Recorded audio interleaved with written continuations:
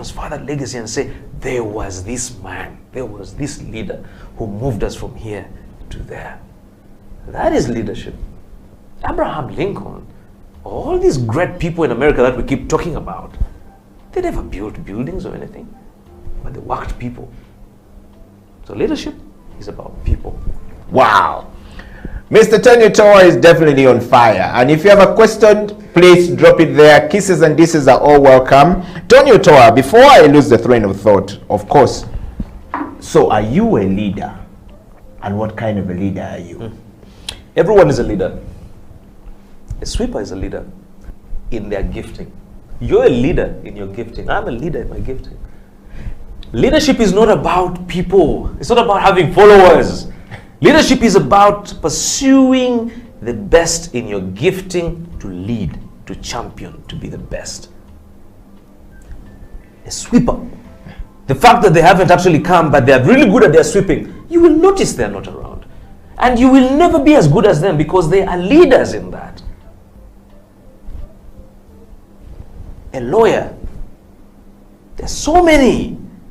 But what you're an athlete.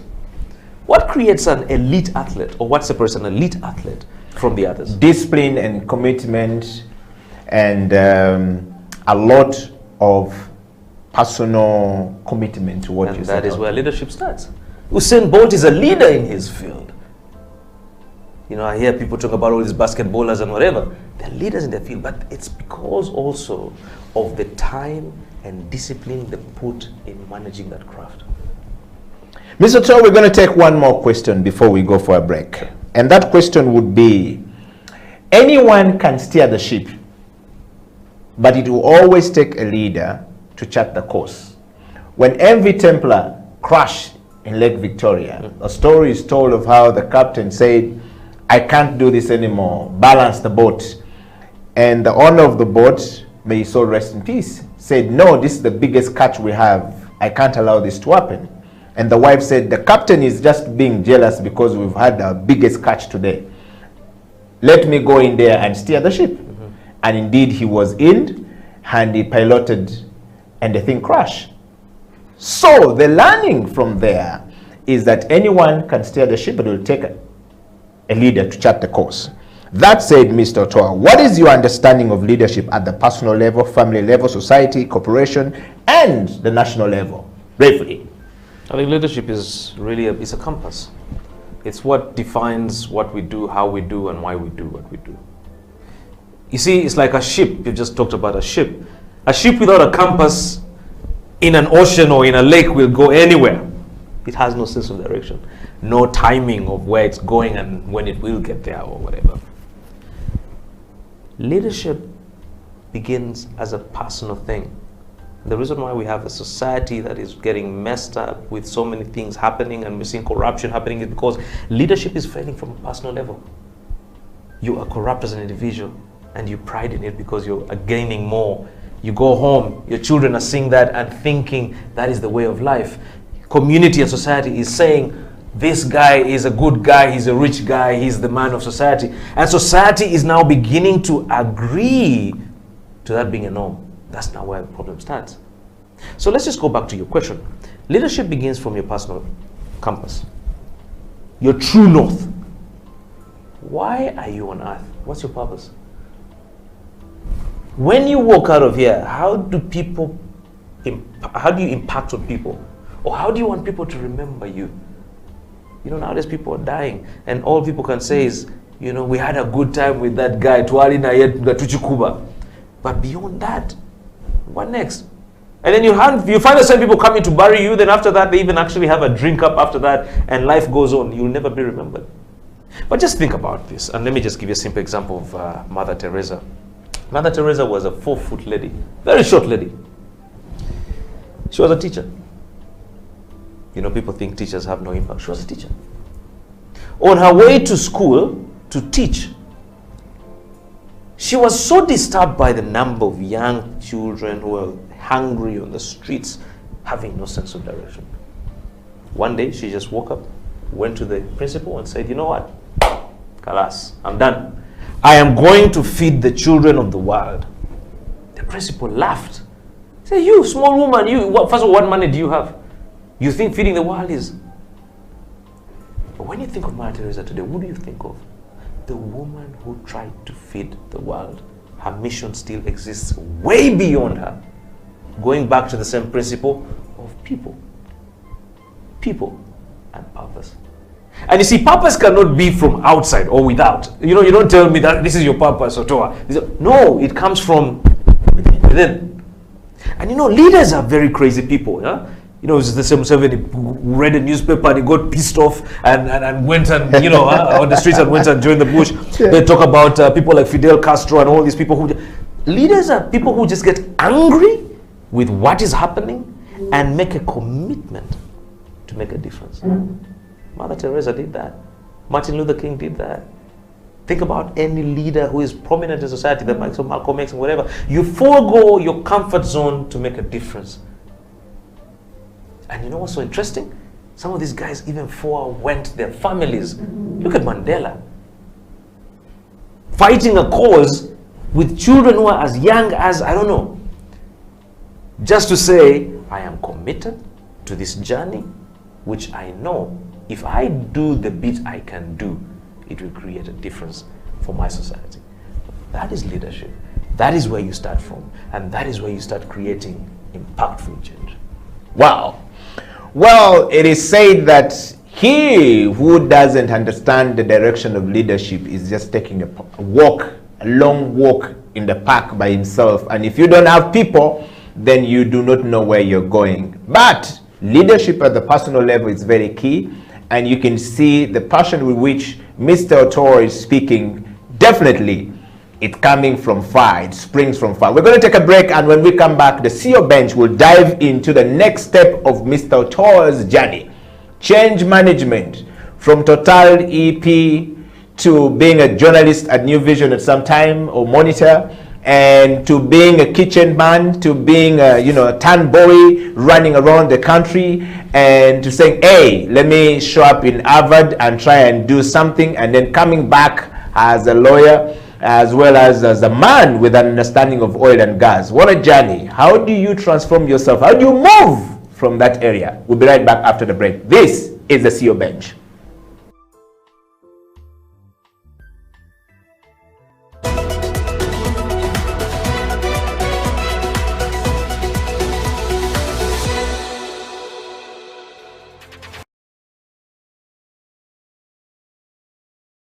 My name is Dr. Jinpo Olowo. Thank you for watching House of Talent Television. I love to inspire people. I love to talk about my experiences and how God has been able to use me in the different exposures. And through the leadership, through change management and transformation, I've been able to do a couple of things in my life. Now, are you a kind of person who is tired of your status quo? Do you want your situation to change? Are you tired of what is going on in your life? Change is a fact of life. We've all been through experiences in the last couple of months that have taken us to a place where we need to do something about our lives. We need to change whatever is going on. So if you have not piled up investment for yourself, you need to do that. If you've not done businesses to hold your family in future, you need to do that. Are you thinking of full-time employment? You need to be thinking about your life after employment or your business in the next couple of years.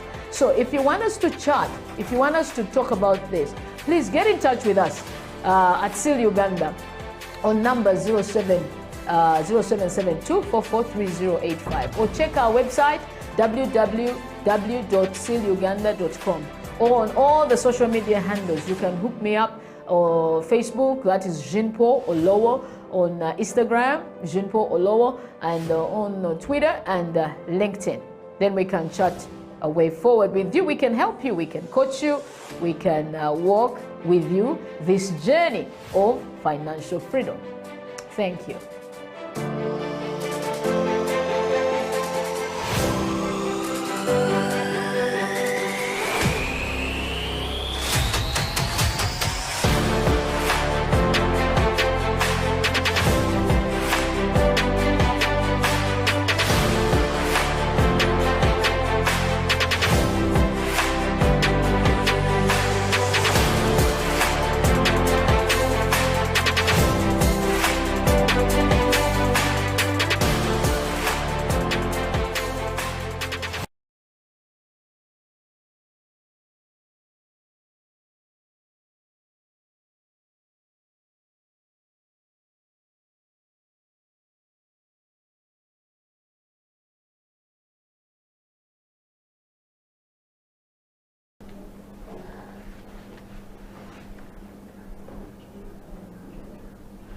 Welcome back. This is the CEO Bench. My name is Eddie Okela, and in the studio is the CEO of Stanbic Bank or Stanbic Business Incubator Limited. We're still struggling to get out of that new yes. That there's a divorce. Not a divorce. I don't know No, it's a it's not a divorce. divorce. It It is an expansion, you know. Yeah, when your yeah. family gets, when your children start getting bigger, you also allow them to go start up their families.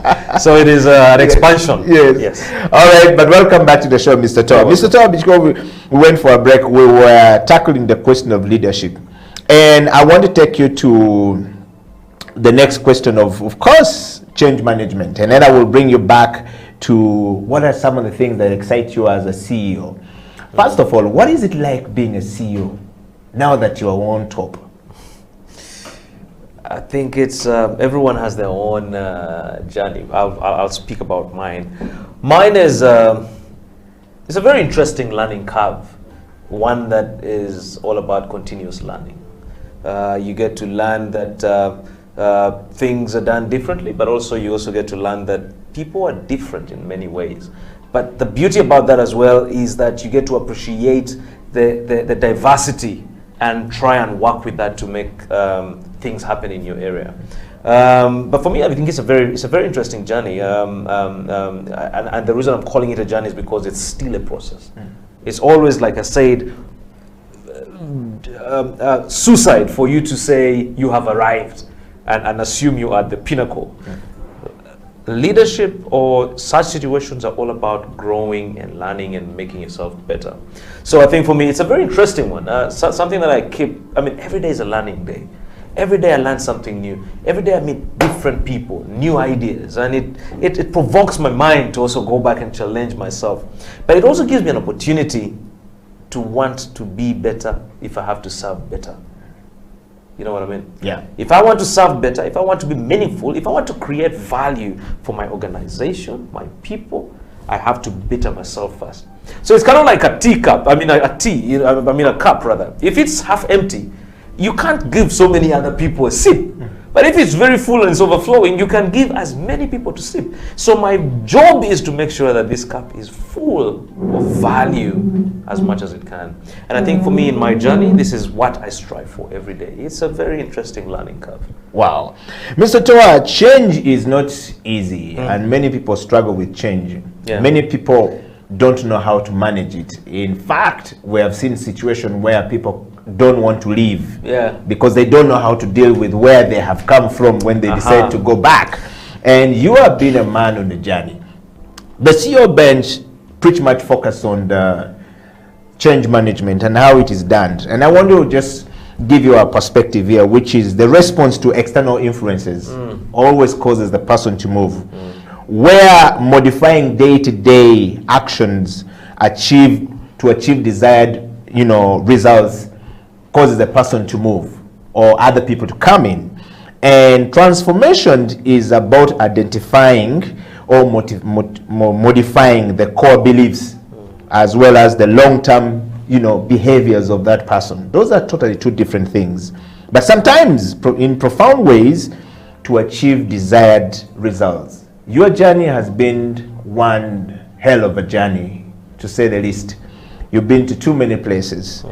How would you say you've been able to manage the change? Others don't find it very easy. Why are you not stuck? There are only two things in the world that are constant rather. Two things in the world are time and change. I'll repeat that. The only two things in the world that are constant are time and change. And because they're a constant, we do not have so much control of them. I can't stop the time. I wish I could. I am an older guy than the guy who came into the studio 30 minutes ago. I can't stop time. I can't stop change. But what I can do is control them. And how do you do that? By planning. Can I repeat that? Please do. Time and change are the two constants that you can never do away with. In fact, I want to repeat it a third time looking direct into the camera because some guy might be confused. All right. So there are two things that I know for sure you can't do anything about, and that is time and change. And the reason why you can't do much about them is because they are constants. So the only way you can actually deal with them is managing them. And how you can manage them is by planning. And that's why planning becomes a very essential thing in our lives.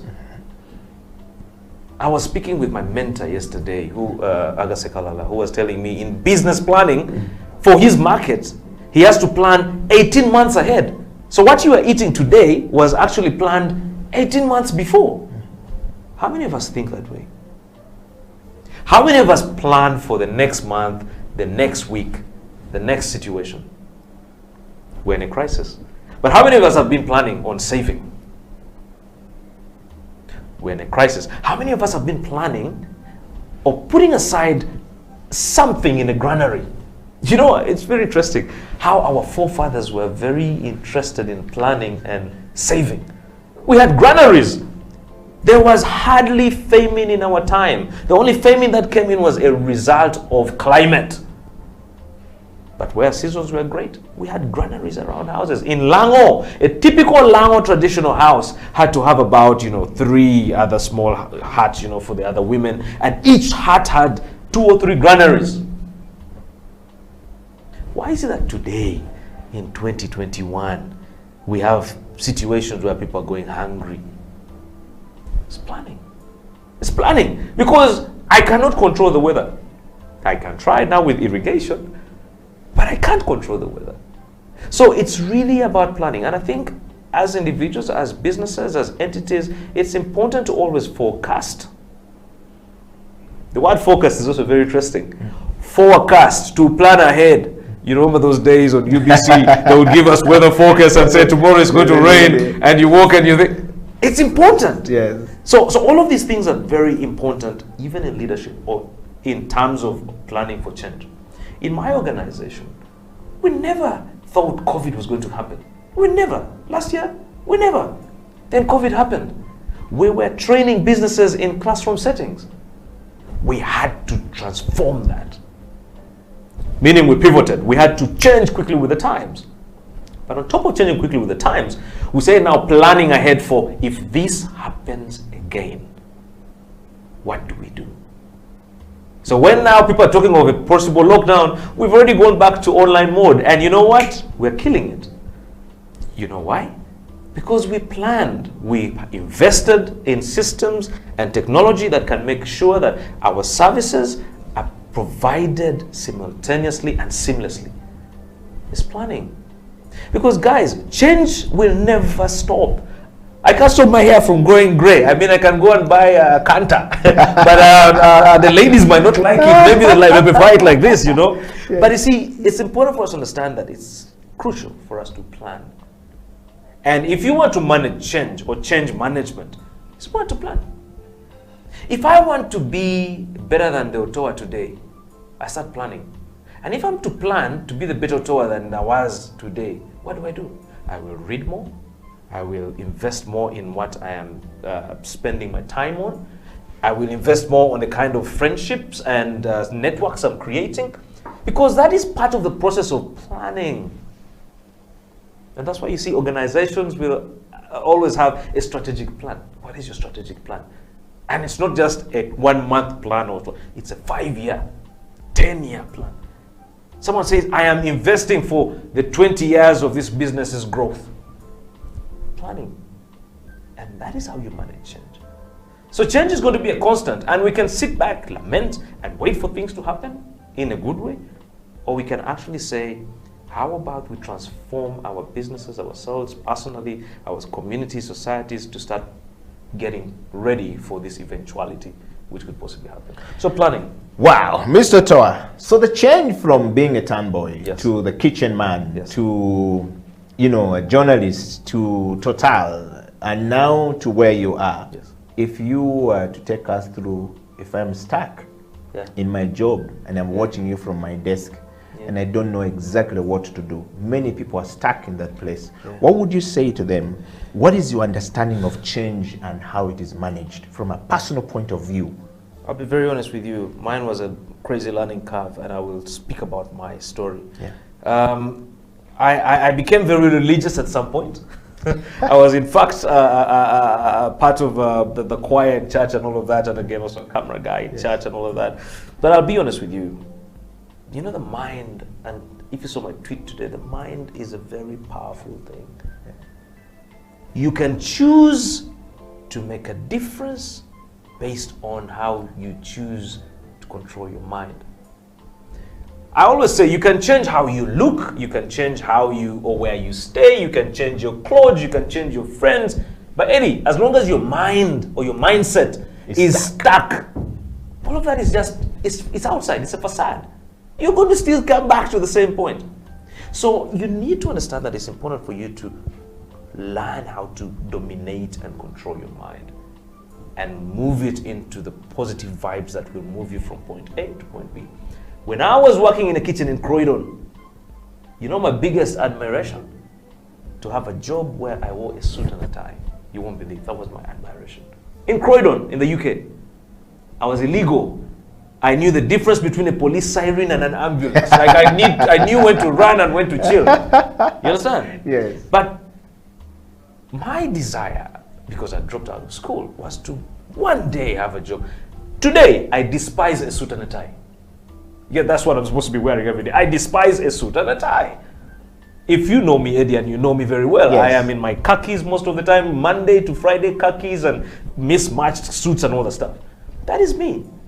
But I'll be honest with you, it just begins with your mindset, where you say, is this the best I can do for myself? Or is this the best I can serve the world? Because I always believe that it's about you in the sense that you say, I have this gift. We all have gifts, by the way. And it's just about discovering what these gifts are. We all have gifts. And saying, how do I serve this gift to the world? To be able to get noticed, number one, but also to feel like I'm pursuing my life's purpose and goal. A musician with a gift of music can choose to just sing in their home and no one will know. But they can also choose to sing, go and look for a record company, record that beautiful gift, and then what we call multiplication, create multiple avenues for that gift to go out to the world. And if possible, push it out as much as you can. By doing that, you're adding value to yourself because people are getting to know you. And you know, an interesting thing about money, money is attracted to value. There's a reason why a diamond is priced at this amount, or water, or fuel, or it's value. And who creates that value? Who says these things are supposed to be like that? We do. So when you say, this is who I am, this is my gift, this is what I want to share with the world, that is how you are. Michael Jackson, it was his gift. And that gift made him very valuable. Quincy Jones, the gift. And it made him valuable. Now, people come to him as a consultant. You know what a consultant is? A consultant, by the way, is not a worker. He's a guy who just comes and tells you what to do. Yeah, to do. And then you do Things it. He doesn't do it. How to do it, yes. Sure. Yes. Do you know how much a consultant gets paid? Like some of these guys who come into Uganda today.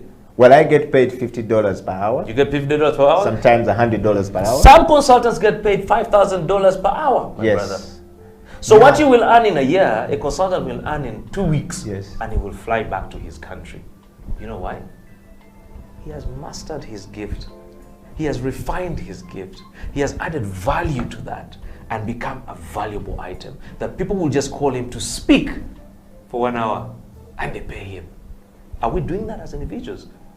Are we lamenting? Are we going to jobs that we don't really like every day and just assume that that is who we are and that is where we are? I just want to pay rent for my I just child. want to pay rent for my I just child. want to pay school fees for my How children. long yes. will you be paying rent? And remember that as we grow, Yeah. these bills also increase. Yeah. And also remember that everything becomes more expensive as we grow as well. Yeah, yeah. So it's important for us to reflect and say, we want to create value in ourselves, for our community, and serve ourselves to the world. By doing that, trust me, value comes. Mr. Toa, change is not an easy thing. Absolutely. And a lot of people struggle with it. I have the former executive director of KCCA seated where you're seated there, Andrew Chitaka, and we're asking the same question. And he says, it was not an easy journey for me to transition from City Hall after 9 years to now being a man back on the street to do my own stuff. But I think I fully understood that I needed to move, because if I don't move, it will find me. Mr. Toa, that said, on the CEO bench, we want to know today, was there a time in your journey of change management before you arrived at Stanbic Bank and later on to the Stanbic Business Incubator Limited that you were scared of making one step? And how did you come out of it? Absolutely. I'll be honest with you. Every single day, there's so many things that scare me. Like any human being. Yeah. But I always say that every single day, do one or two things that really scare you. You know, the more you do them, they stop being scary. Yeah. Fear is here. The uncertainty. You know, Eddie, if I told you that, okay, let me just give you a simple example. Remember when COVID had just started? Yeah. The anxiety and the fear. You don't even want to even touch anything or even look at a guy because you're scared of COVID. Yes. But you see, we have learned to live with it for 1 year. We have learned remedies along the year. We have also learned that it's important to vaccinate to be able to survive and so on and so forth. But more importantly is to understand that fear is the only thing that can stop you from either being great or being amazing. And you know the problem with fear a lot of the time is because of outside perceptions of people, of what people will think. Oh, if I leave this CEO job, and I'm on the street, people will say,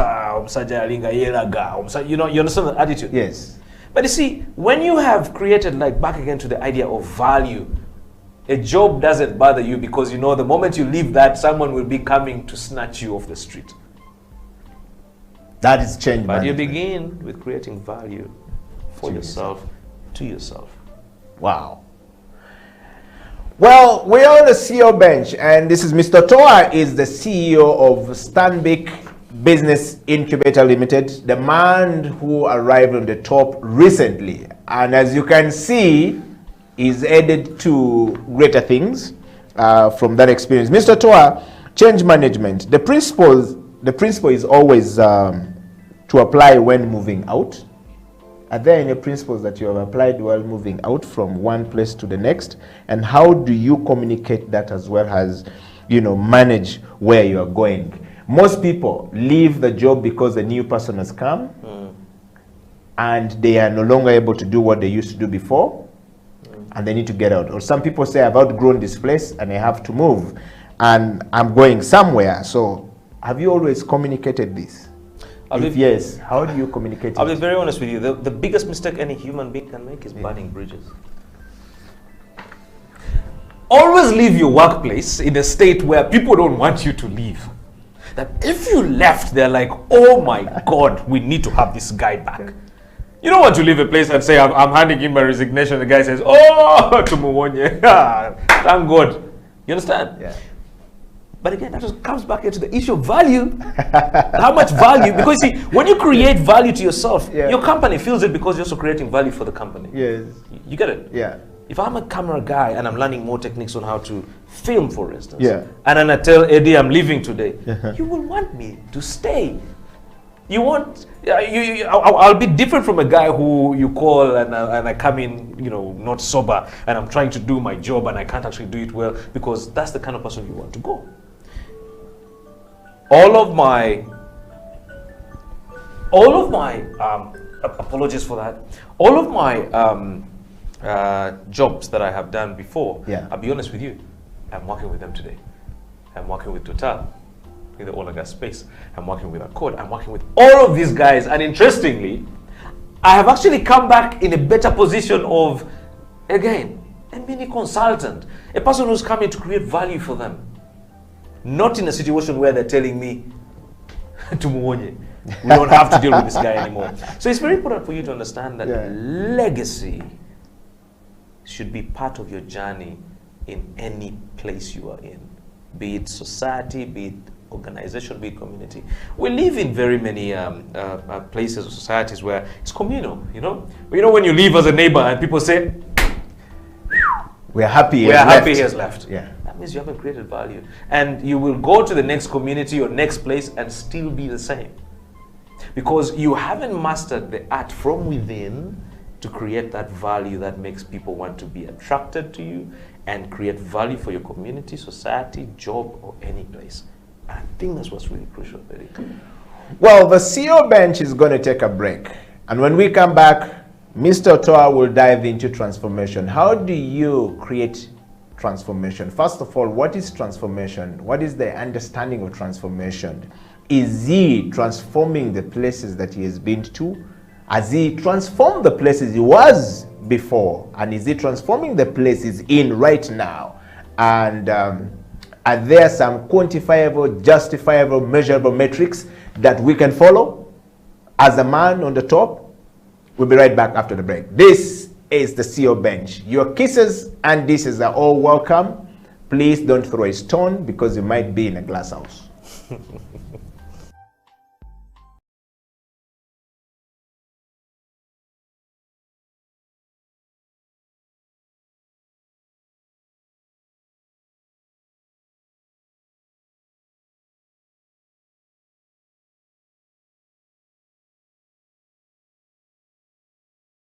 My name is Dr. Jinpo Olowo.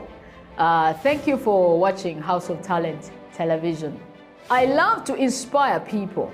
I love to talk about my experiences and how God has been able to use me in the different exposures. And through the leadership, through change management and transformation, I've been able to do a couple of things in my life. Now, are you a kind of person who is tired of your status quo? Do you want your situation to change? Are you tired of what is going on in your life? You know, change is a fact of life.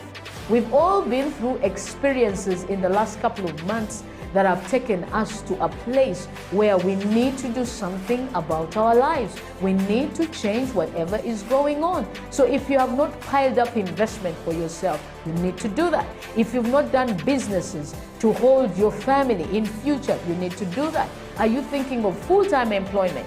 You need to be thinking about your life after employment or your business in the next couple of years. So if you want us to chat, if you want us to talk about this, please get in touch with us at SEAL Uganda on number 0772-443085 or check our website www.sealuganda.com or on all the social media handles. You can hook me up or Facebook, that is Jinpo Olowo, on Instagram, Jinpo Olowo, and on Twitter and LinkedIn. Then we can chat a way forward with you. We can help you, we can coach you, we can walk with you this journey of financial freedom.